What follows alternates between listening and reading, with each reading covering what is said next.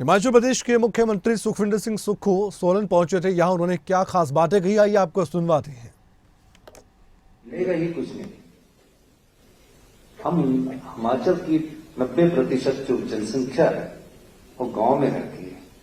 लोगों ने खेती करना छोड़ दिया है और जो खेती करते थे वो खेती करना नहीं चाहते, क्योंकि राशन के जो डिपो है उसमें 2 रुपए किलो हमें गेहूं मिलता है और 3 रुपए किलो चावल मिलता है और 3-4 दालें मिल जाती है।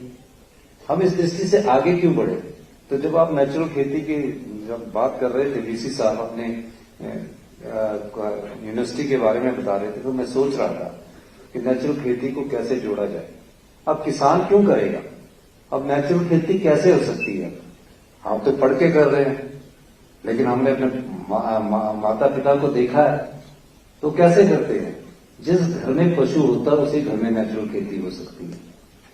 अब कोई बोले कि नेचुरल खेती करनी है, और नेचुरल खेती को कैसे आगे बढ़ाया जाए और कैसे किसान की आय को बढ़ाया जाए, इस दृष्टि से हमारी सरकार कार्य कर रही है। हम कोशिश कर रहे हैं कि पशु और जिसकी जमीन है उसको एक एश्योर्ड इनकम घर बैठ के दी जाए। मैं कुछ और बातें भी आपके साथ करना चाहता हूं।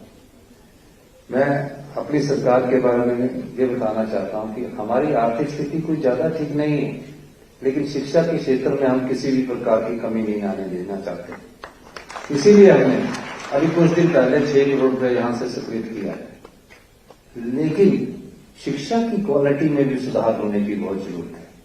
भविष्य में शिक्षा किस स्तर की हो, और अगर हम टेक्नोलॉजी से लेस नहीं होंगे, वर्ल्ड टेक्नोलॉजी के आधार पर बहुत आगे बढ़ गया है। इजराइल जहां पानी की बूंद तक नहीं होती है, एग्रीकल्चर सेक्टर में मात हमें दे रहा है। ये क्षेत्रों में हमें आर्टिफिशियल इंटेलिजेंस का और जेनेटिक का भी एक और नई टेक्नोलॉजी का विकास हुआ है, उनका प्रयोग भी हमें करना पड़ेगा। हमारी आर्थिक स्थिति बहुत कमजोर है। हमारी आय सभी साधनों से 100 रुपया है मान लीजिए, और हम खर्चा कर रहे हैं प्रत्येक वर्ष 170 रुपये।